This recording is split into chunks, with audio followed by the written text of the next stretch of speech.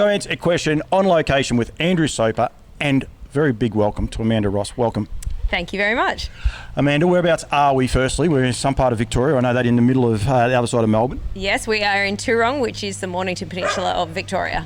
A beautiful part of the world. It's a lovely day here, a little bit overcast, but for this time of year, it's lovely. You've got a beautiful property. We've got the big indoor arena behind us, but you've got everything happening here. Yes, absolutely. I'm very lucky to live here and have fantastic facilities to train from. For people who aren't aware, you competed in the 2000 Olympics. I think you tied for 20th, is that correct? Yep. Came 20th way back in the day and did the individual eventing. It's been the odd outtake of this a couple of times. That's where the 20 and the 20 came from, Andrew, just so you can be aware. Andrew, we're here as part of Barastoc as well.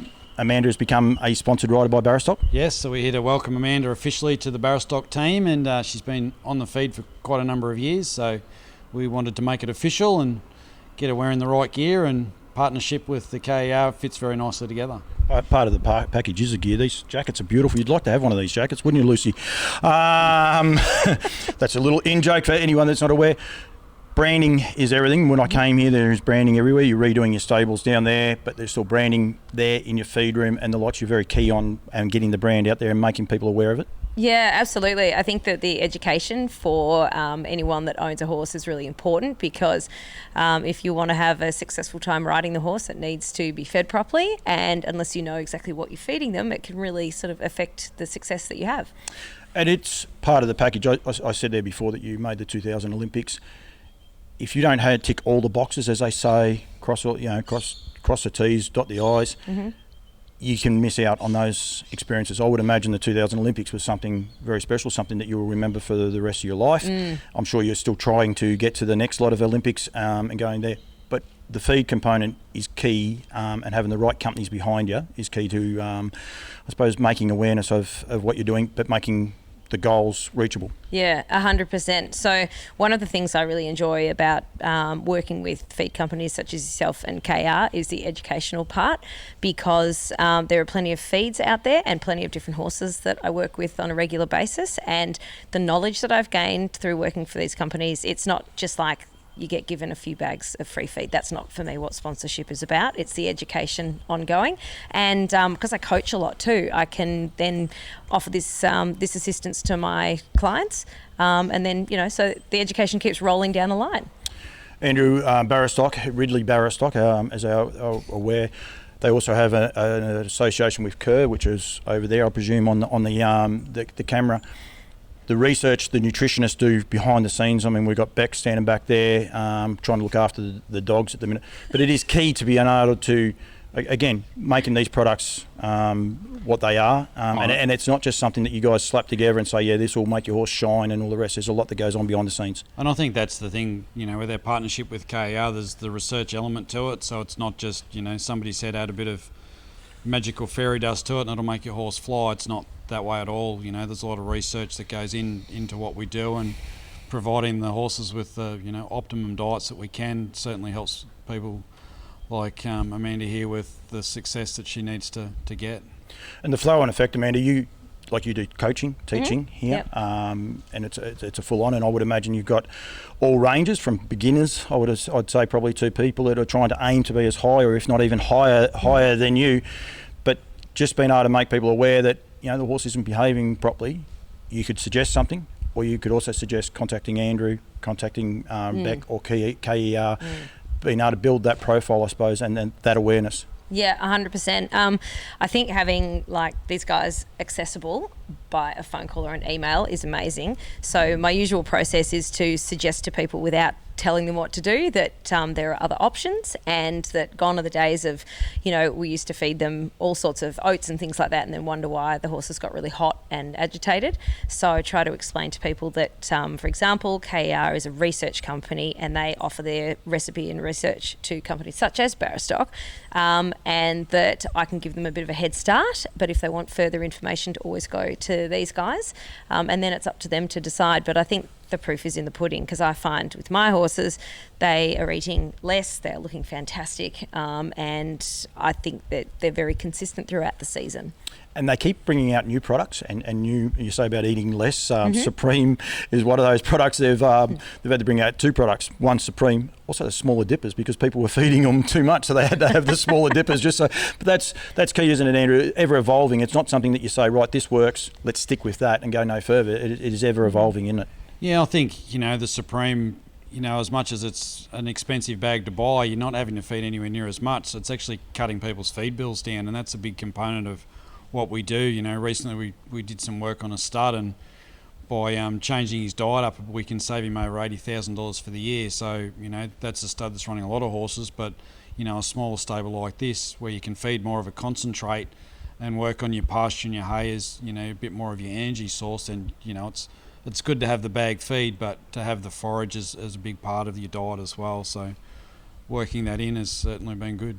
And Amanda, one of the key components I think with Kerr is, and Ridley, they are all horse people. Like they all actually have a horse background as well. So you can talk to them and you can say, oh, my horse is buck jumping and all the rest. And you can talk to some person somewhere and they might say, what's buck jumping? And they have to go and Google it, whereas you don't have to worry about that component of it. That's the beauty of being able to get in touch with people, one, on the phone, not an automated system or anything else like that, but being able to real horse people that actually know what's going on. Oh, 100%. So actually Beck was here recently, and one of the things that we do is go around the paddock and have a look at the horses. Beck can straight away, I'm sure she looks at the grass without actually telling me what she's doing, and then we strip the rugs off and she can just look over the horse, and then I can actually explain to her in quite detailed, the horse feels a little bit off and it's because of this and this, and I can't quite pinpoint it, but she'll understand that level of detail. Whereas otherwise I think people would not quite understand. They'd say, oh, it looks fat and shiny and there's a bit of green on the grass. What's your problem? That's one of the big things, and I know Andrew, just recently we done a heap for the standardbred yearling sales going through, and I saw Andrew a couple of times inspecting yearlings. Andrew don't inspect one. I mean, one of the barns that I saw you at, Kath McIntosh's barn in Cobram, there was 15 yearlings. Yep. 15 horses had their rugs off, and he passed judgment on them all, and I can vouch that everything was different in all those, and that's key because every horse is different. Yeah, 100%. And I mean, from the horses that I ride, they are generally a certain breed, but we've got, say warm bloods. There's like a million different temperaments now. They're not the big, chunky, old school, solid warm blood they used to be. And when I've had a lot of eventers, so I've had thoroughbreds, I've had certain types of warm blood crossed with thoroughbreds, and we've got straight warm bloods. So we've got all sorts of different ones, and it is interesting, the base feed that I like to feed them, I think they digest really well, but then it's all the little bits and pieces on top that we have to do for each individual. And that's where Kerr come in as well with their additives. They've got a huge range of additives. You say about the horses changing and the likes, it is ever evolving. I mean, when I started doing this equestrian page, one of the main reasons was to raise awareness for how many different disciplines there are in here, and even just the jumps, like the jumps are there behind us and the likes. When you're jumping, 50 centimetres, 60 centimetres, you don't need half the energy as what you do when you're jumping at metre 10 and a metre 20 and trying to get to the Olympic standard. Yeah, that's right. And I have done a fair bit more show jumping lately, so I've kind of worked out how I need to feed the horses for eventing, where it's a lot of endurance and they're just basically running off their weight more through galloping fitness, whereas now with their show jumping, they're not doing that sort of endurance work, but we've got to keep them really elastic and with an explosive jump. So it's really interesting how we're starting to tweak things depending on what they're doing, but I've got the same horse that's transferring from one to the other, so it's really interesting. And that is changing feed. That's part of that part of that whole package, is to change the feed. Just a little bit of an alteration. Yeah. Some of them, for example, I've got one that if he has a couple of big shows in a row, I add a bit of Equidule. But if he doesn't do those shows, he doesn't need it. So he's a low GI kid most of the time, and then add a bit of Equidule. But if I had him on Equidule all the time, he is the one horse I have that might get a bit too spicy on it. Other than that, the rest of them all eat it. By spicy, doesn't jump as well, or he's too exuberant and wants to jump too hard? Too exuberant. He has too much attitude. Yeah, way too much attitude. and so you've got to cut it back and just and slow him down. So we just fluctuate it depending, and I obviously go by either my eye and how they feel, and sometimes we use a weigh tape if we want to get really particular. So I suppose experience gives me that option to go by my eye. But I think, like, for example, using weight tape or scales or something like that just to measure it every day gives you that really detailed little difference you might not see. We actually did a thing with the weight tape, didn't we, Andrew? And we had privy at, I've lost the name all of a sudden. Spring Creek. They'll be in trouble. I'll be in trouble there. But they actually had a set of scales next door. And put the weight tape on, and they were pretty comparable. So it's a very important tool to be able to use. But I would imagine just for yourself, you'd be able to say, right, well, this horse is X on the weight tape, and you know roughly that's where you've got to keep him to be where his optimum is. Yeah, absolutely. And catch them, like some of them lose weight quite quickly, like the bigger boned horses. If I don't, keep the weight on them, if they get a little lean, then all of a sudden there's too much horse to get weight on in a hurry. So each one is very individual. It's what, like I say about this page that I've started and trying to make people aware of it and make people aware of feeds and the horses and the training. There is so much that goes into it. I mean, my daughter's here pushing buttons behind the scenes, but she's at that stage, like she's 14, and this is one of the reasons I want to try and do this. And I ask the dumb questions from time to time, but people need to be able to realise that they can evolve and how easy it is actually to evolve their training and their horses, what they've got through companies like Barastoc and Kerr that are just that phone call away. It is easy enough for kids to take that next step, isn't it? Oh, absolutely. There's so much information out there. And also, I mean, it's the digital age now, isn't it? Yeah. You can Google, you can phone. But I think that it is really important to speak to the specialists, because if you hop online and you look at all these forums, it's really just a bunch of other people's opinions. And when you can actually phone a nutritionist and get it straight from the horse's mouth, pun intended, to me that makes a lot more sense. When I first started with KR, we did 3 weeks worth of 1 hour lectures on feed and nutrition, and it was nothing to do with the particular products that they made. It was all to do with how the digestive system works and what happens if you do X, Y, and Z. And for me, it made me realise that you can spend a fortune on feed, but if you don't have a good, healthy digestive system, it doesn't matter. That's your number one. Yeah, and that's one of the things we talk about, Andrew, quite regularly. Feeding hays and the things like that. People just say, oh yeah, just a bit of oat and hay and the likes, but there is so many more things that go into it. And so many hays. We've actually got something. We've got something coming up. So many hays in a couple of months, maybe next month, just depending on how hopefully COVID stays behaving itself and the likes. But it's one of the things we want to make people aware of, isn't it, Andrew? Yeah, look, and it's the bucket feeds is a small part of the daily consumption of the horse, so forage is the main thing. So we're going to drill down on that a bit more and get into that and explain how that works in the diet and try and help people out with that aspect of the feeding program, because it's not always the bag, but the bag's the first thing to get the blame if it goes wrong. So we'll dial into the forage and try and explain that in a bit more depth. And environments as well. Like, I mean, I said, Holly's here. We were just blown away by the green grass and everything like that. We live in Bendigo. There's not that green grass and the likes, but people think there's a paddock full of green grass.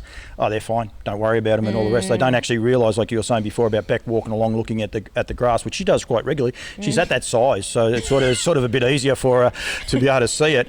But hang on, just watch it, because I'm at that size too. Oh, yeah, but that's okay. You're on camera, she's not, so I'm not going to pick on you. But it is part of the package, isn't it? Like so you can, Holly can say, right, Amanda, this is what Amanda feeds. Go home. This is what I'm going to feed my horses, and they're going to get to Olympic standard. It don't happen like that, because Bendigo's hotter, it's drier, and the likes, and there's so many different climates where everyone else is. Absolutely, and we get a lot of feed inquiries from around the country, and I had one from Western Australia last week.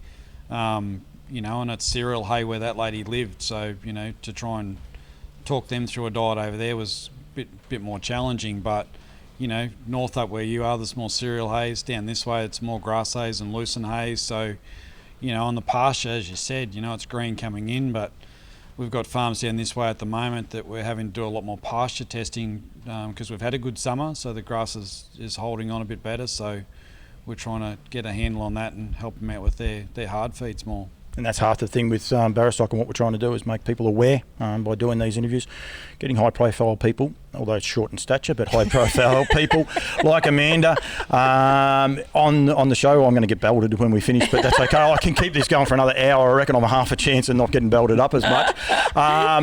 But to raise awareness that you don't just fly by the seat of your pants. You're not lucky in how you get here. You actually work to get to here, and by using the experts around, that's half the battle, isn't it? Oh, yeah, absolutely. I actually really enjoy learning more about the feeds, because it sort of gives me the opportunity to be able to tweak things. And as I said, these guys are a phone call away, so they often Beck always gets like hay videos.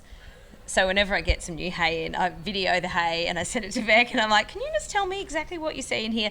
And I kind of can look at it and think that I do sort of know, but like, she's the expert, so I'm not about to start making these decisions with important horses that have got big jobs to do. But that's one of the things that COVID's probably changed. I mean, myself and Andrew, we've had a couple of conversations on this, that there is that ability to video stuff now and send it through, and even do a live video and walk through your paddock. That like, you know, I haven't done that one yet. No, but where you can pick up your pastures, and you can actually show people what the other pastures are, instead of saying, "Oh, here's a paddock from a distance," and they're trying to pinch it out. If you're actually walking through that paddock, and there's so many ways, isn't it, Andrew? Like through Zooms and there's messengers and the likes, we can get so much more information back to you guys in a much different way.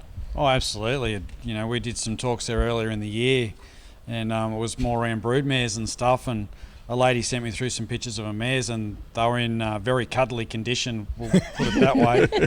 But there's a picture of Be careful, because she'll be watching. all four of them standing there at a round bale, just going for it. And you're going, yeah, no, you can probably take them away from the round bale for a little while, and a bit of exercise wouldn't hurt. But yeah, it was an interesting little video to see, that one. But it gives us a better picture, and we can give better advice on what we see. And you know, like we've said now, with the technology the way it is, you know, a video and a couple of photos of a horse and where it actually lives, and photos of the hay and stuff like that, we can certainly give better advice. Absolutely. Amanda, thank you very much. I'm actually going to do a podcast after this, so stay tuned to Campbell's Comments. Probably in about a month's time, a bit over a month, we might release a podcast totally different. It'll be brought to you by Barastoc, but welcome to the Barastoc family for a start. Thank you so much. They've got some good clothing. You'd like a jacket like this, wouldn't you? They're actually would. Yeah, they're a bit I'd of like a sleeves. Yeah, they're a bit of a collector's item. So just right. if Alex is watching, I think I might only be one person on this farm that might have one of these jackets. Just happy to put it out there. But no, thank you, Andrew. Thank you very much, and thanks, Rebecca. Thank you very much for all the kind gestures behind the camera there as well. So I'd laugh if some of those have come on there, but that's all fine. But it is a big family. It is Ridley Barastoc that bring me here, but it's also Kentucky Equine, a part of that package, and that's what you get when you start feeding Barastoc and Kerr. You become part of a big family, and that's key. Welcome to the family. Thank you so much. Done, Wood.